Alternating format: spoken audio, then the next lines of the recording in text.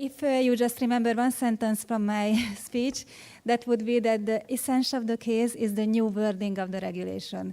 And also I would like to mention that we see a trend in Eastern Europe that more and more important Eastern European cases are in the EU. First was in 2015, December, the Rines case coming from the Czech Republic. You might remember that this is also important regarding the private purpose of data processing. The case was about that a Czech individual built a CCTV into his own house, and then he was fined by the Czech authority because he not notified the authority, and his CCTV was told to be illegal. Then he turned to the European Court, and the European Court confirmed that yes, this data processing may fall under the scope of the directive. So it's not the territorial scope, but the subject of the directive. But also it mentioned that sometimes it should have been considered whether the other legal grounds would apply to the data processing. The second important Eastern European data processing case was the case against the Hungarian state. It was about the freedom of the national data protection authorities. You can recall this case, and I think all data protection authorities will put on the wall this decision because it says that no data protection authority can be seized by the local government.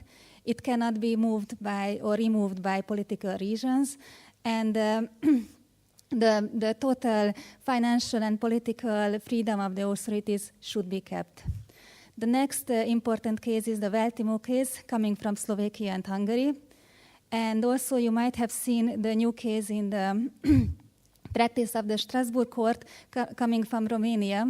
This is the so-called Barbulescu case, when it was told by the Strasbourg court that the monitoring of an employee's email address, even if it's a private address, may not violate the data protection and privacy rules.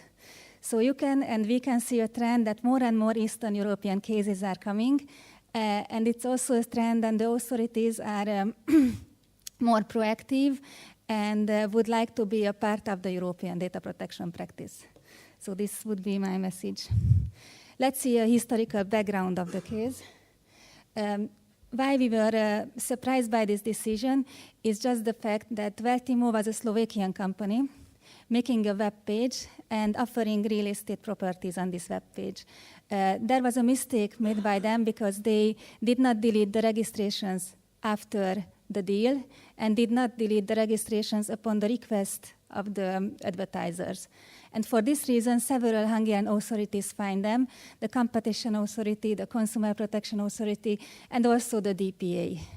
I had the fortune to see them in front of me because I was representing the Hungarian DPA in another case against them because they were referring to everything, even, for example, the wrong reputation by the decision of the Data Protection Authority. So there were several legal procedures and cases in Hungary.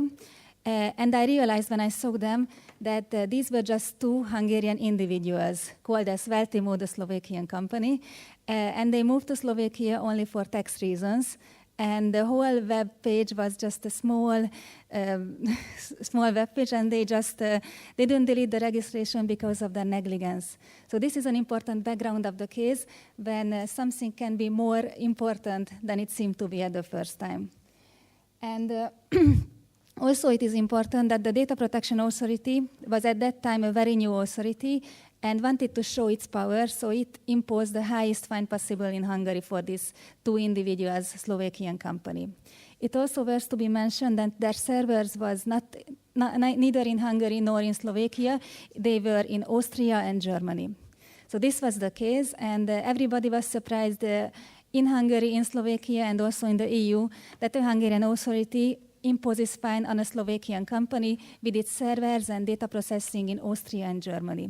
This is why the case was important and interesting for us. And you can see the highest fine in Hungary is not that big for European countries. It was about 30,000 euros.